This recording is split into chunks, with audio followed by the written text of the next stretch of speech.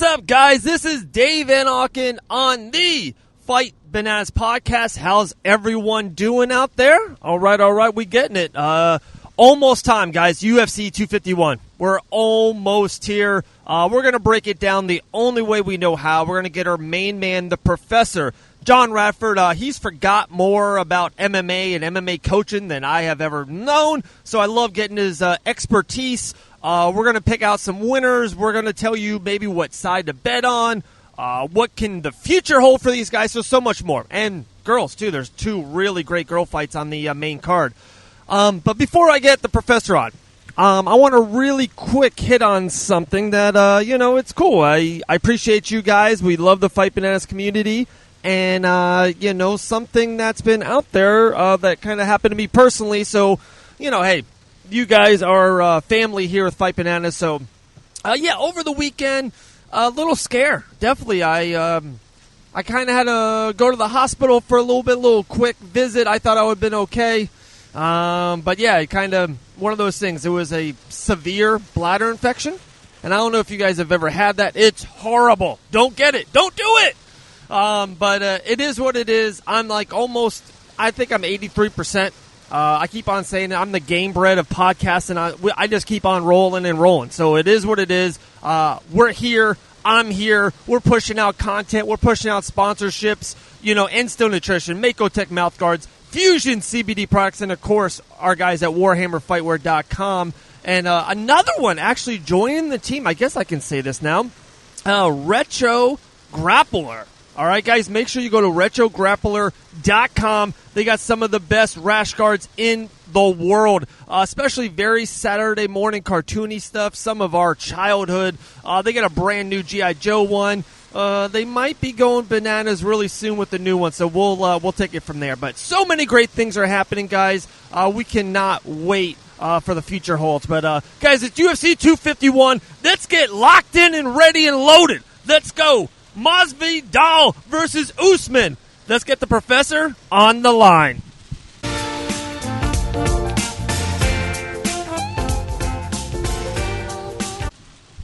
All right, Fight Bananas community, it's maybe the biggest card of the year. I think it is. I guess we can debate about that. The professor, John Radford, on the line with us. My man, how are you doing?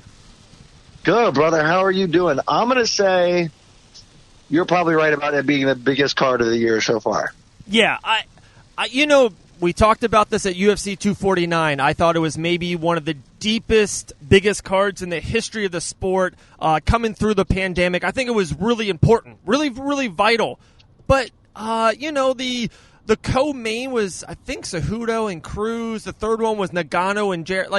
It was great. I'm not trying to, I love that card, so I'm not trying to be that guy. But this card, the main card of the 5 with 3 title fights, and now with a guy named Masvidal in the main event, are you kidding me? Street Jesus. It's coming. It's incredible, man. So let's kind of start there.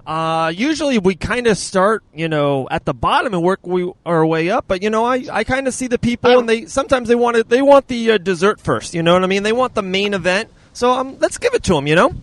I have one. Let's go back to the cards real quick, guys. I have one question for you. Okay. Because I agree with everything you said about the 249 and this one right now. I say this one's bigger because of the main card having the 3 title fights, right? And to me, those title fights weigh a little bit more. Title fights obviously weigh a little bit more when they're on a main card. Obviously, you know what I mean? Like, the more they have, the better the main card is usually. Oh, for sure. So I definitely say that, but not to mention the Rose Namajunas Jessica Andrade fight. I'm really intrigued about. That is a very fun fight. That's on the main card. That's not a championship one. 100%. 100. But it could be a championship fight, right? I mean, that's a caliber fight right there. It was. Remember? Yeah, it was at one point. It was at one point. You're right. A year ago, we're watching. Yep. I honestly think that was the main event, or maybe it was the but I really think it was the main event. Rose was doing work until she got dropped in her head, and we'll definitely get into that fight. It's the second fight on the card, like you said. So yeah, you can argue it's got 4 main event fights on the card. The first one's Paige VanZant, maybe against one of the hottest females in the MMA, Amanda Ribas. And then here's the icing on the cake, and this is where I messed up and I didn't communicate it well. It's Fight Island. Like, yeah, I remember, the Corona pandemic hit really hard.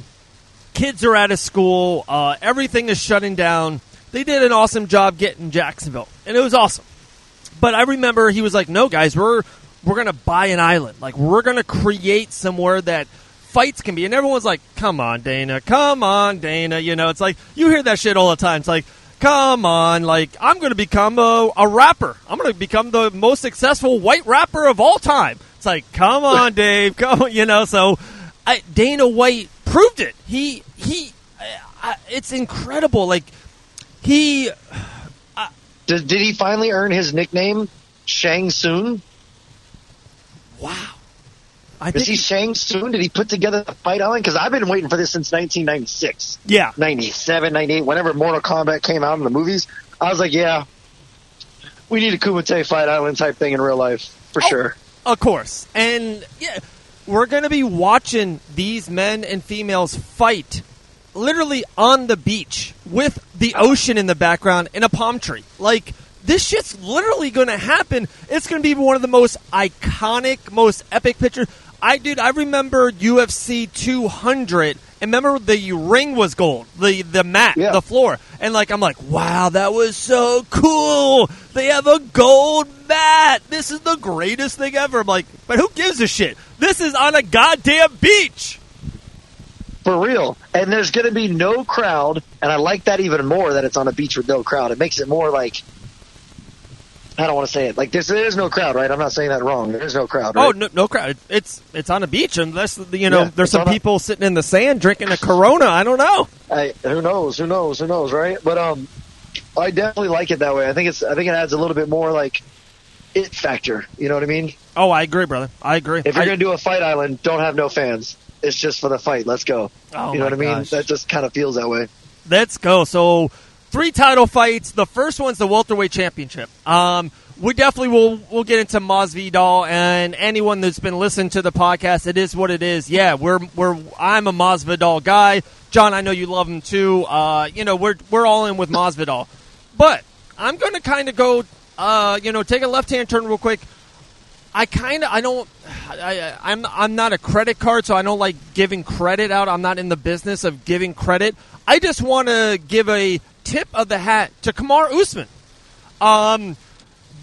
When Gilbert Burns, who was supposed to fight him, tested positive, right away it was kind of thrown out there that they're just going to reschedule the match. It stinks. We're in a weird time. It's still got 2 title fights on this card. The card still would have been epic. It's still Fight Island. But we're going to move Burns to Usman to UFC 252. Like, that was kind of the first minute aspect of it.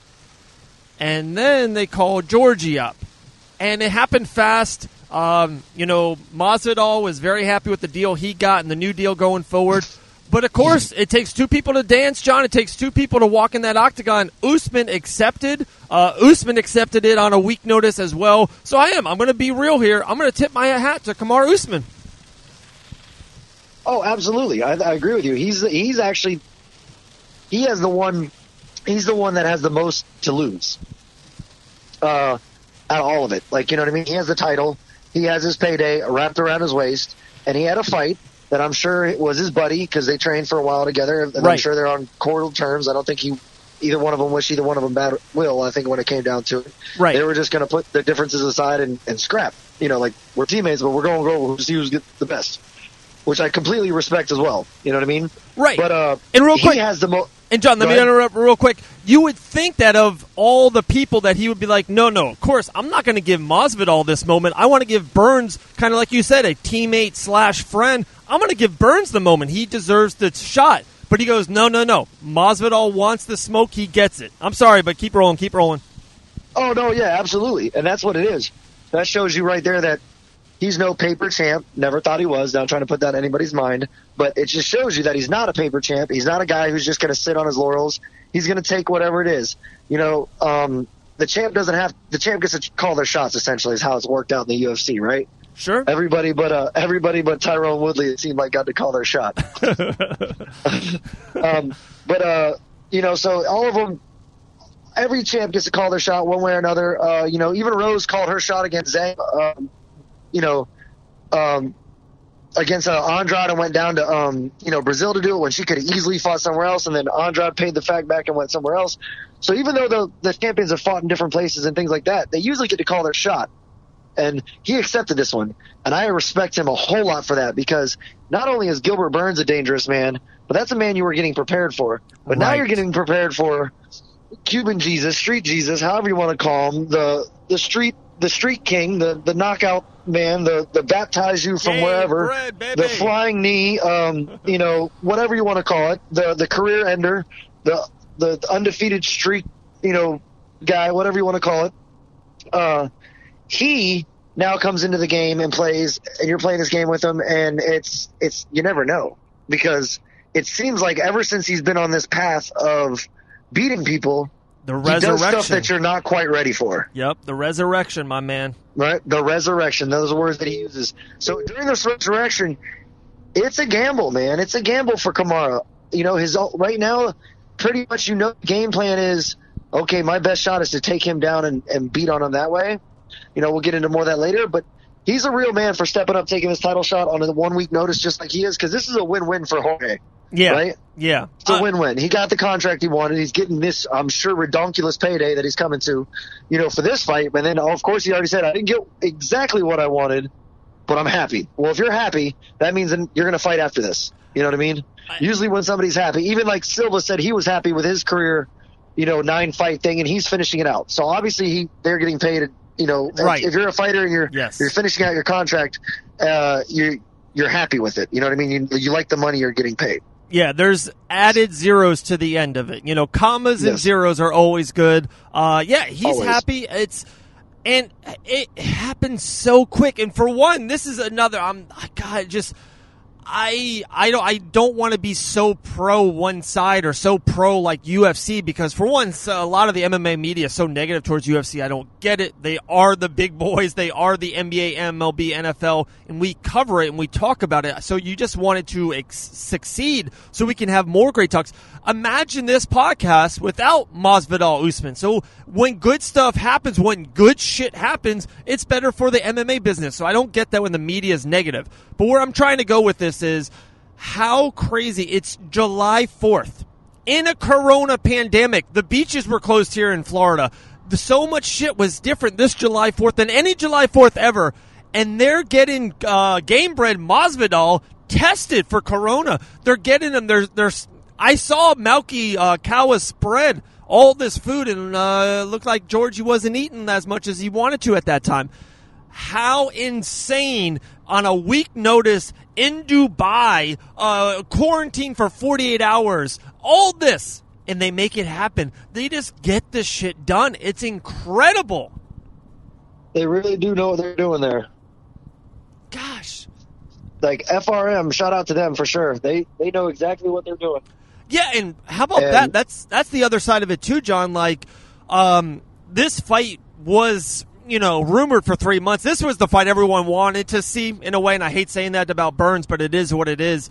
And FRM, they stood their ground. Sometimes in life, you got to know what you're worth. They're in the fight game. They're in the fight business. And FRM was like, no, Masvidal is worth more. He wants more. FRM knows, how to play the game. And they looked like they were going to lose this fight, or at least for now. And, they stood true to who they are and their beliefs. And at the end of the day, it's amazing how shit works, and how if you really do believe in something and you know who you are, the zeros and the commas come. Yeah, man, it was like almost like somebody... It's almost like Street Jesus knew this was going to happen. Oh, my goodness. Like, he prophesized it without saying. Like, nah, man, I'm not, this and that. And then all of a sudden, guess what? You're getting the money that you want, or really, really, really, really, really, really close to it. And you're getting the title shot, essentially the fight that you wanted, so you can collect belts like you said you wanted. All of a sudden, and it actually gives you the leg up in a sense. As long as you've been training and not taking this on some slack crap, but as long as you've still been training, you kind of get the come up. You kind of definitely get the upside to it, because you're a completely different fighter than Gilbert Burns. Oh, for sure. For sure. I've been hearing a lot about that. It's so funny. We're 15 minutes in and we haven't predicted a fight. Hey, I like it. We might go for 3 hours. I'm cool with it. He has been training. Like, we know of wrestlers. There's been Bo Nickel, who's a Division I championship wrestler. He's down there at ATT. He was very integral in Dustin Poirier's camp versus Hooker. Gamebred has been, but yeah, let's just be real. He wasn't ready for a fight, and sometimes, some people need that time and they need to see that picture. They need to see that date. But it's Masvidal. He doesn't.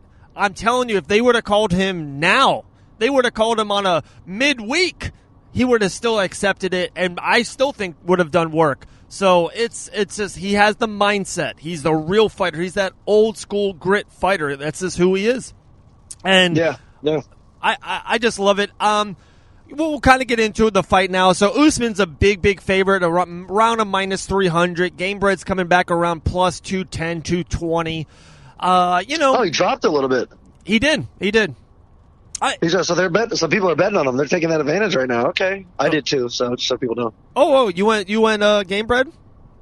Oh, I had to. I told you before. I told the podcast of philosophy before. I take the underdog, right? I always do. If I'm going to bet money, I always take the underdog in MMA. I hate it. I'm sorry. I don't bet against my favorites. Unless they're an underdog, then I bet for them, obviously. But I don't get a bet against my favorites for an underdog. But if you're going to give me a dude like that has power like that, or just an elite fighter like that, and you're going to make that big of a gap difference, yeah, I'm taking that dude. Oh, of course. I'm with you on that, especially all day long, right? Oh, yeah. It's the resurrection, the run, the momentum that he's on, and that much. And then real quick, here's a cheap plug for you, dude. John, I don't know if you've been listening. I've been killing it lately on MMA bets. Our brother podcast here, Inside the Distance. We kind of talked about it. Dude, they're rolling. I think they're around 8 episodes in. They're about to have Curtis Blades on now, and they're going to preview this show. And they've been killing picks. They've been doing some parlays. They have like an underdog of the week. I've been listening. It's been the most successful run I've ever bet on MMA, and a big part of it is listening to that podcast, man. I should probably do that, but I hate betting favorites unless it's my favorite. Like I really do, because I don't bet enough. So let's be honest, guys. I'm the professor. I train fighters out of Pete White boxing and MMA, but my daytime job also is being a school teacher, and everybody knows school teachers don't get paid shit. Even though I love my school and they do right by me, but or for me and all that kind of stuff. But let's be real, it's not a payful profession. So when I bet like $5-10. That's not enough money for me to be betting favorites. I'm trying to bet $5 and win $140. There you go. I'm trying to bet $5 and win $200. I love it. Or win $60. I'm not trying to bet $100 to win $150. I hear you. But I respect the grind that does it, because if I could do it, I'd do it. Because I know that's the best way to go. It's unreal. And it's, with us being in it and, watching so much of it, seeing it, and it's an MMA fight. So, of course, anything can happen. If everyone knew Masvidal was going to Askren in 6 seconds, we would have bet that way. But it is what it is. It's MMA fight. But the more knowledge you do know and about camps and, it's really cool. And I'm telling you that GK Garrett does a great job about wrestling defenses is and numbers. I'm telling you, it's a great show. But all right, we're gonna get out of that rabbit hole for sure. And all right, here we go. Let's go into it. It is Usman versus Masvidal, main event, welterweight championship on the line. No BF. It's whoa. Oh, are we doing that one now? Oh yeah, we're doing it now. I'm going dessert first. The main event now? You want me to start at the beginning or the end? I don't know. I know we have some momentum, but I feel like we should still save that for the end. All right, let's save it. So everyone that's listening has to listen throughout the whole show. Yeah, you see what I'm saying? Damn, man, you got our download numbers tripling right now, brother. I love it. Let's go. Shit. Let's go. Okay, so the first fight is the Paige VanZant. This is a huge fight for her. It's a first fight in, I think it's 18, 19 months. Last fight on her deal, it's kind of been like, it's wild. Most of MMA contracts you don't know about, but for some reason, Paige VanZant's it's like so out there. Last one on the deal. Who knows if she will fight again after this, if it especially goes in the bad way. But she's fighting Amanda Ribas. And talking about betting, you ready? If you want an underdog, Paige VanZant is plus 600 right now, bro. One of the biggest underdogs I've ever seen in the last year. So, I agree. Huge money that way. Amanda's 9-1, an absolute stud. Nothing taken away from her. You know, I am going to probably bet. If I had to bet money, I would take PVZ plus 600. But we're just picking straight up. We're just kind of giving our takes. I'm going to go with Amanda. I think she's more in it. She's born MMA fighter. Paige VanZant has a lot of amazing things outside of MMA. Husband and TikTok and Instagram. And hey, I give them all the credit in the world. That's amazing. God bless them. But I think Amanda is right now in her prime MMA-wise. I couldn't agree more than 100% with you. Everything you said, I was going to say. I was going to say more leaning towards the fact that she announced that she wants to go to the free agency and check other listings and see what she's worth. Completely, you're right. I think you should absolutely do that. But that's also telling me you got one foot out the door. You obviously don't want to take a loss, but if you take a loss to Amanda Ribas, who's 9-1, it's not like taking a loss to somebody else that's just coming in for a debut or anything like that. Right. You're on a pay-per-view, everything like that. Right. As long as you put up a solid fight, even if you lose, you can still probably go get a payday. You're still, Paige VanZant at the end of the day. You did a lot of stuff, to build your brand. So I get it. So yeah, I'm with you on that one 100%. Okay, cool. And then, this is to me, the most underrated fight on this card just because it's not part of the 3-fight titles and it's not Paige VanZant's kind of return. But I love it. I loved it when they fought. I wish I can look it up right now. I can't. I don't know if it was the main event or co-main, but when they won it, dude, Rose Namajunas was doing work for 7 minutes and 32 seconds against Jessica Andrade until Jessica just murdered Rose. Like, I felt scary watching that replay, dropping the slam on her back of her head and neck area. But Rose is back. Thug Rose, probably one of fan favorites. She guys love her, girls love her. Everyone loves Thug Rose. I'm going to let you take the floor, let you pick, and then I'll piggyback off of that one.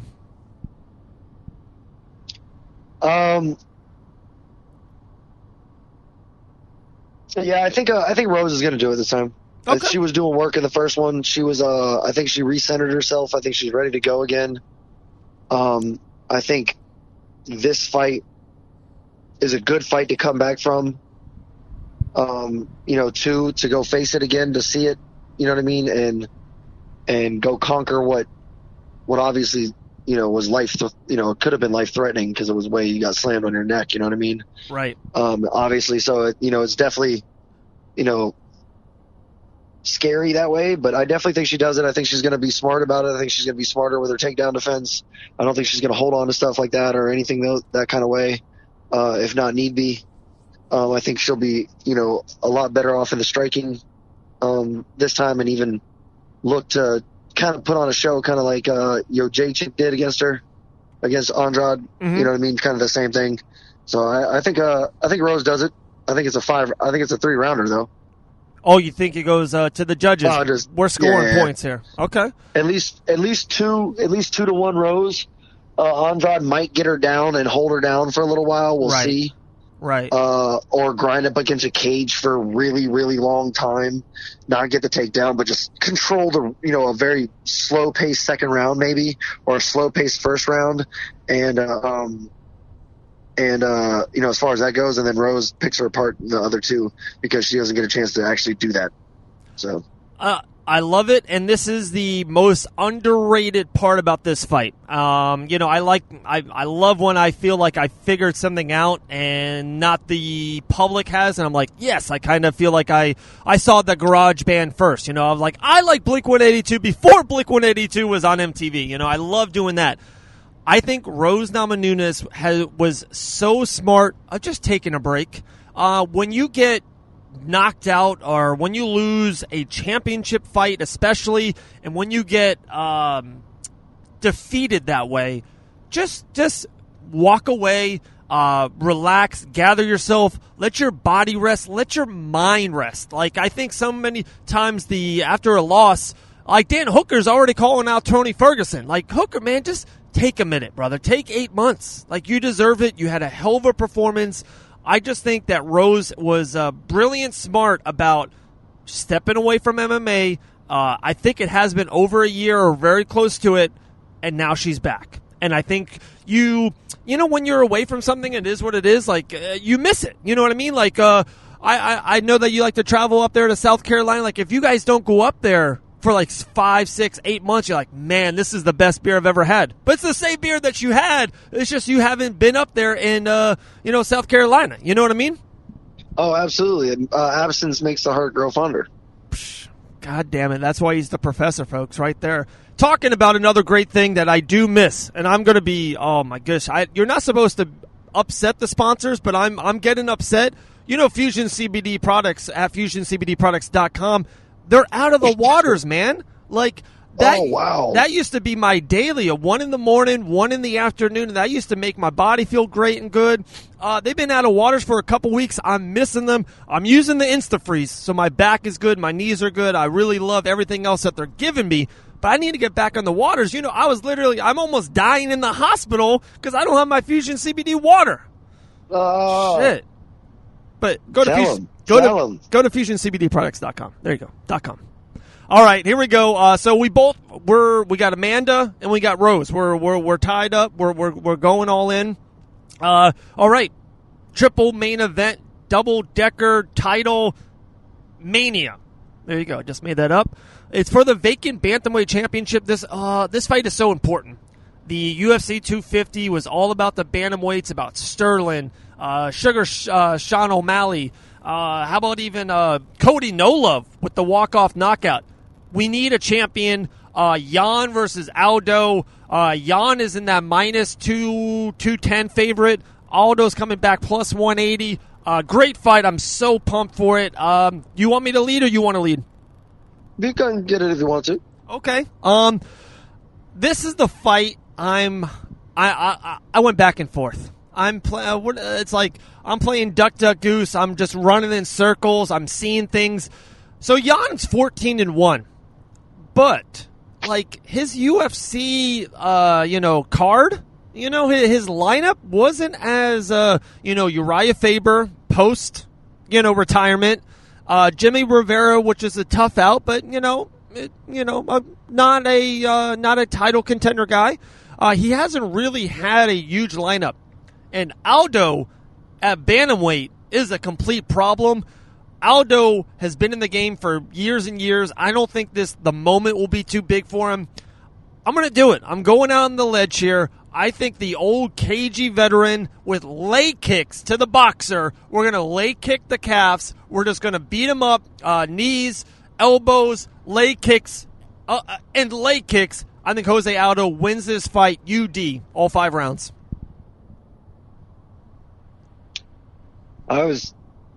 I picked Aldo as well. My man. Dave, the best part about this is you're going to get a champion at the end of this night. Now, whether it should be either one of these men, I don't really give a damn about people, is this the fight that they should have made? How's Aldo coming off a loss? Whatever the hell, I don't give a shit. It's Jose Aldo. I know he's going to come to fight. He never has not come to fight. So this has fight of the night written on it. Or, it could steal fight of the night easily is what if you want to look at it. Because obviously Volkanovski, Max Holloway is going to be another problem. Yeah. But yeah, this could easily steal fight of the night. But I love what you're thinking with the leg kicks. Yes, sir. I stopped believing in his leg kicks the last time he threw one. Now you tell me when the last time he threw a leg kick was. 2017. Exactly. So I stopped believing in his leg kicks then. And we're 3 years later. So when he starts throwing them, and consistently, not one, but throwing them like Jose Aldo throws these damn things, then I'll believe in him. I actually think he's going to stand up there and box because he's always loved boxing. And he's always talked about maybe even having a boxing career. I think he's going to want to box with Peter Yan, and I think he has a little bit more power than Peter Yan is understands. Man.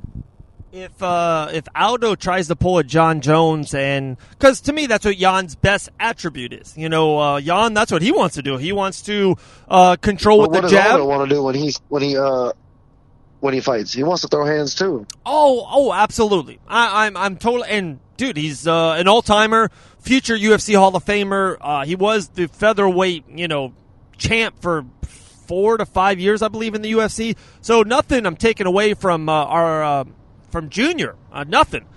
I just think that Junior's got a little bit more tools in the shed. I think he can do more things than Jan right now, early in his career. So to me, you know, man, I agree. Right? Okay. I think you're absolutely right about that. I'm just saying I don't believe he's going to do it. You might be right, and if he doesn't, then the fight is a lot closer than I think, and I think it's going to be a close fight regardless. But if he doesn't, Jan could pull, he is the favorite. He would probably pull the W, but we'll see. I'm so excited. It's just one of those, the bantamweight division is just so hot, and there's so many great guys going right now and so much talent. You need a champion. Like, you need someone to set it off, and then everything kind of just falls in place. So this is, to me, just a really cool matchup.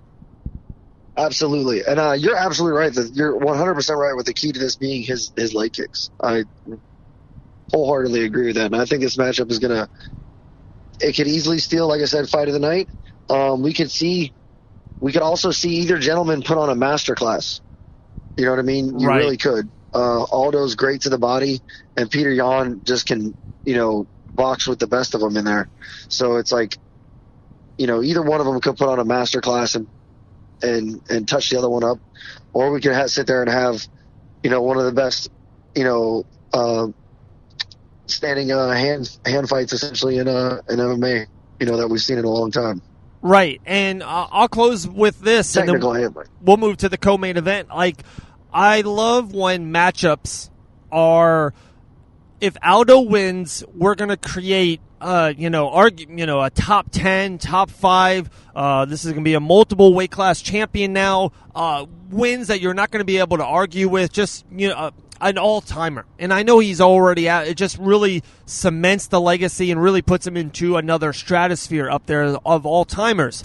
Or Jan's going to win, and we're creating a brand new superstar. Like, we're creating, it feels like those passing of the torch, Jan, the new bantamweight king, kind of what Volkanovski did a couple months ago. So I just love it. I love it. And we're one way or another, UFC's getting something really spectacular here with this fight. Here's a thought. You give Jose Aldo this fight because you're not sure how long he has. And if he wins, he's a fan favorite, always proved to be. He can sell, in America and in, his own country. Yeah. And if he doesn't win, you gave him that shot, and you can kind of just not have to worry about it anymore.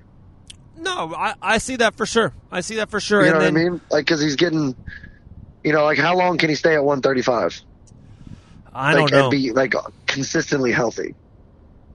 One more, maybe. Maybe two more. You know what I mean? Like, so if he wins the title, let him go on his run. See how long his run is, and then you know what I mean.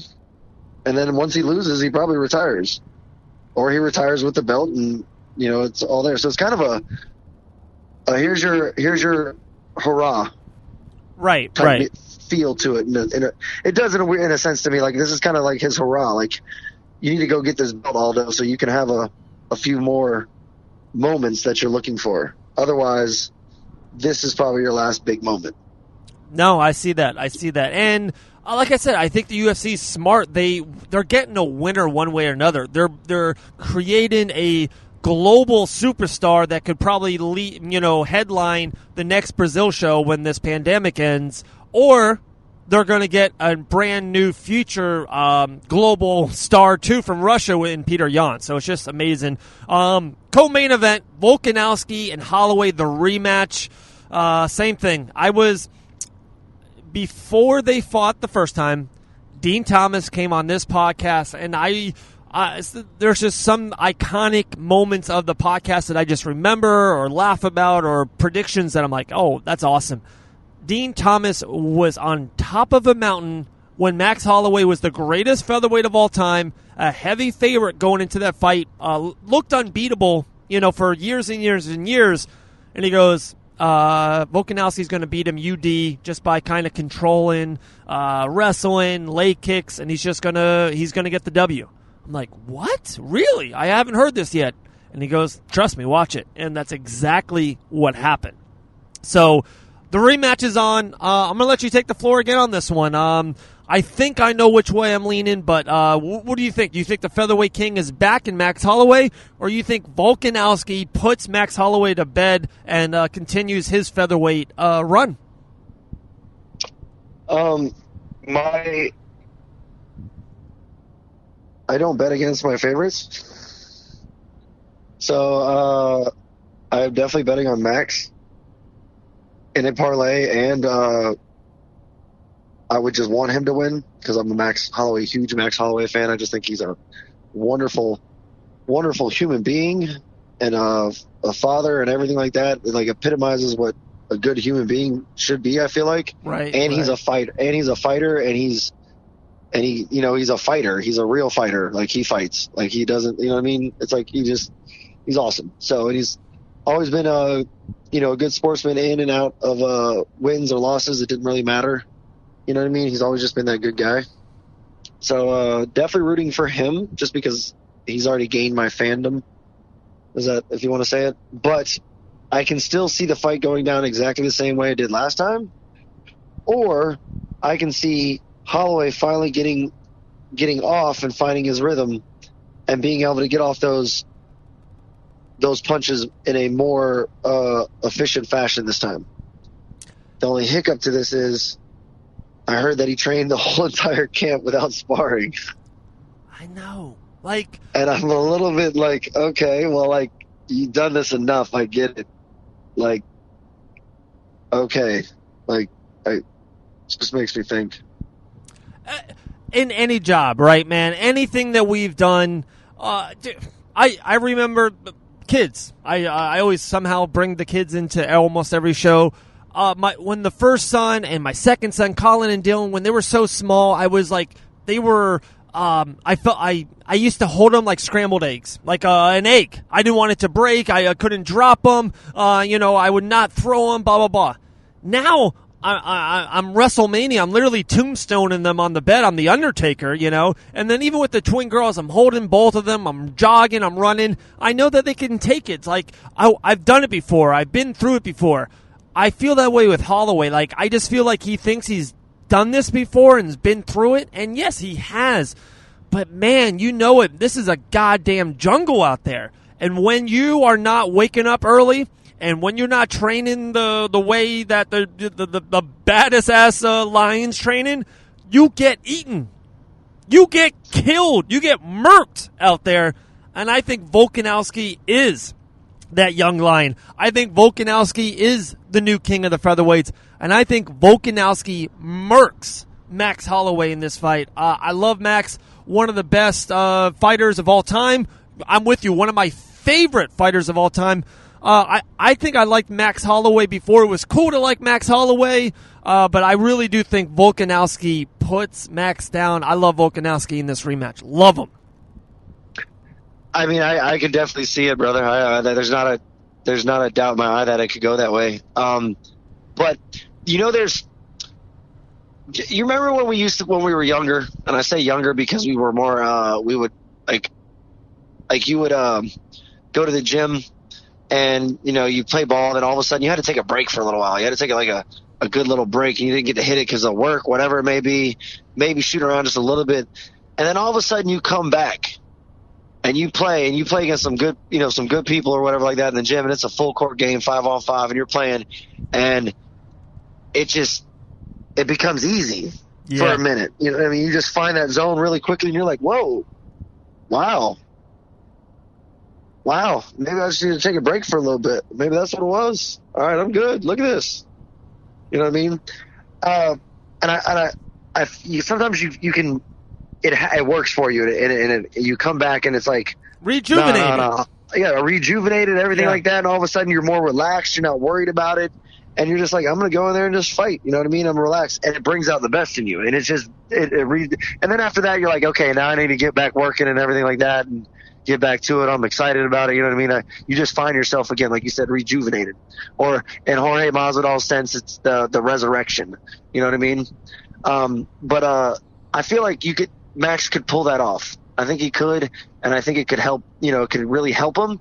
But at the same time, you could be 100% right, and you can't play with that young lion like that. And he's going to come in, and he's going to, it's going to be way different, and he's going to come for your neck now. You know what I mean, or whatever. So you never know. You right. never know. But I'll take Max Holloway in a 4th round rear naked choke. Okay. Wow. Our first one, we went Amanda, Rose, Aldo, and now you're going with Max. I'm going to go with Volkanovski, our first differential pick. I love it. No, I'm going Volkanovski. Yeah, I'm going to go UD again. I think they're going to go the distance again, but more prominent, more of a beaten. Just because Max is so goddamn tough, I think he just kind of stays in there. But I think after this fight, remember, it reminds me a little bit of Frankie Egner and BJ Penn. It was the rematch, and everyone thought like Penn was going to beat him because he lost the first one, and it was a little bit of an upset. And you're like, wow, there's no way BJ is going to lose twice to him. There's no way Chris Weidman's going to beat the GOAT, Anderson Silva, twice, and he did. And then another thing, like you said, too, there's just these moments, iconic things of the podcast that I just remember. You are one of them. Remember you said it about Stipe in D.C., and you're like, some people just, they click that card. They just have your number. They punch the card and they know it. I think Volkanovski has Max Holloway's number. Yeah. So there we go. All right, we're here. We did it. So if you listen to it or if you fast forward of it for the last 26 minutes, I'm going to be super upset because you missed our great Fusion CBD sponsor plug. So don't do that because you got to make sure you go to FusionCBDProducts.com. Come on, Jeezy. But here we go. Masvidal, Usman, welterweight strap on the line. I cannot be more excited. This is the fight. You're like, hey, Dave, pick a fight. Anyone you want. Oh, really? Oh, it's going to headline Fight Island? Okay. Give me Masvidal and give me Usman. Like, that's what I want. This is it. I'm happy.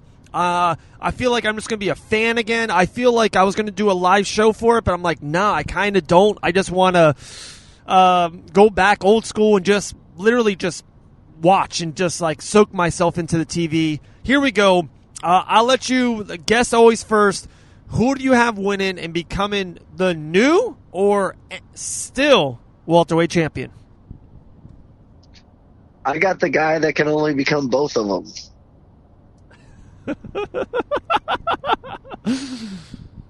I love it. I got Jorge Masvidal. He's going to be and still the baddest motherfucker on the planet. I love it. And new welterweight champion. Gosh, I love it. I love it. That was so good.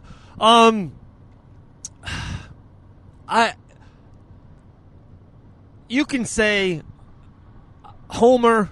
You can say the FRM slight. You can say whatever you want. God damn, I'm going Masvidal. Like, how can you not? We joked about it when we made like Mount Rushmore of welterweights. He's my all-time probably favorite fighter. He's the hottest thing in the game right now. Easily the 2019 fighter. This year has been a little weird about getting a fight. Then the pandemic happened, and he wanted the Usman fight. Now all of that just puts aside. They're fighting. They're on top of the marquee. They're on the poster. I see it. It's going down. You ready for this one? And then I'm going to call my shot. Masvidal submits Kamaru Usman. Submission victory. Fourth round. Masvidal becomes the new welterweight champion of this world. What type of submission? Guillotine. The wrestler's going to put that head in. Usman's going to keep on putting that head. Put that head in. Put that head in the cage. Grapple. Put the head in. And he's going to put that head in a little bit too far. And Masvidal's going to have a dry, arm and that tricep. And he's going to pull. And he's going to yank. And Masvidal's going to know this is it. And he's going to choke him out. All right. Third, fourth round, huh? Yeah. I think the first round, I think we might see something out there. We might see something like spectacular. And then I think the second round, both men know they're in a fight, and they're going to kind of feel them, let the round go a little bit, feel it out, back and forth. And then the third or fourth, Usman's really want to get this fight to the ground. And that's when Street Jesus pulls a miracle. Okay. That's very plausible.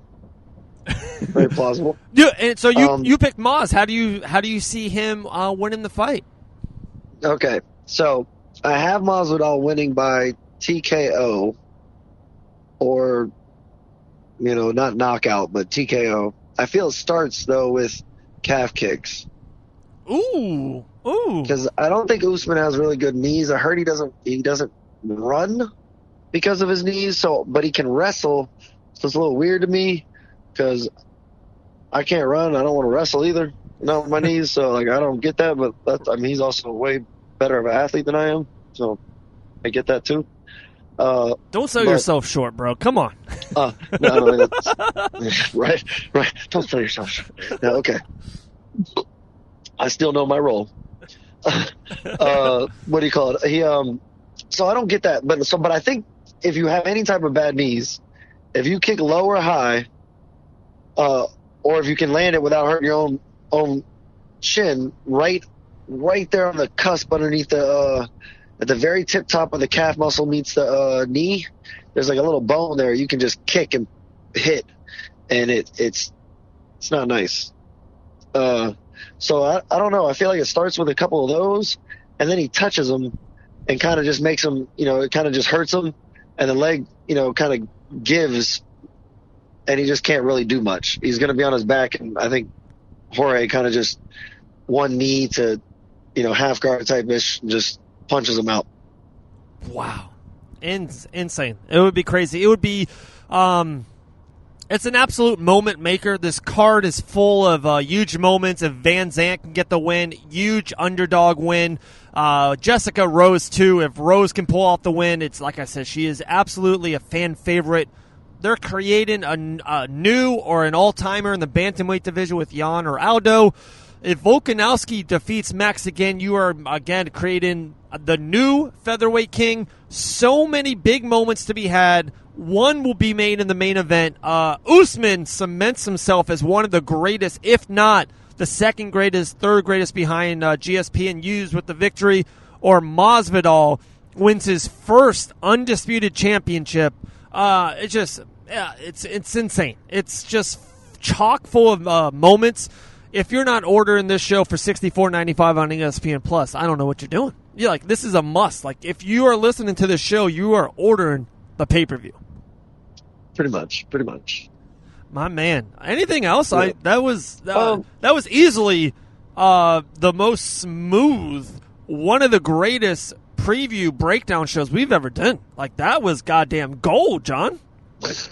That worked out real well. You know what I mean? So, brother, absolutely. I can't wait to get you back in the studio. We got to do this. That room is just nothing but magic.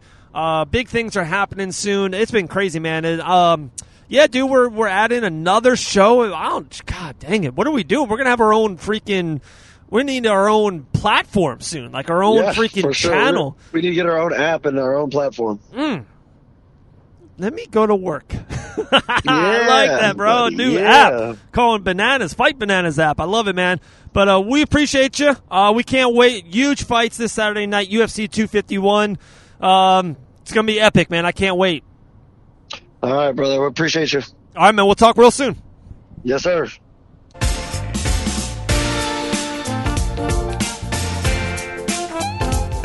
There we go, guys. That was the fight breakdown, UFC 251. No one better in the world I would rather do it with than my main man, John Radford, the professor. What a great show. I loved it. We were pretty even. We both went Masvidal. We both went Aldo, so we have two upsets. So if we make that a parlay and we hit, we're going to be eating well, baby. Chicken dinner. Winner. We both went Thug Rose and Amanda. And then, we differ was I had Volkanovski. He's got Max Holloway, the featherweight king, coming back to get the crown. I love it. I respect it. So it's going to be a huge show, UFC 251, this Saturday night. Don't miss it, guys. We will have post-fight stuff. I might even record that night, especially if if I have a couple of cold ones. I might pull an all-nighter. I don't know. I'm pretty pumped for it. I cannot wait. And last but definitely not least, guys, make sure you listen, like I said, Inside the Distance. Bare Knuckles and Brews. They have a big show July 24th, Bare Knuckle FC 11. They got a lot of great content out. One more round with John Radford, Controlling Boxing. That guy just dropped another wrestling podcast, Professional Wrestling. Guys, we are absolutely loaded. And then we have just an absolute stud, rising star, Taryn Temple. So happy to have her on board. We're going to be podcasting a lot in the future together. Just, I'm telling you, absolute star in the making. There we go, guys. We appreciate it. Thank you to all of our supporters.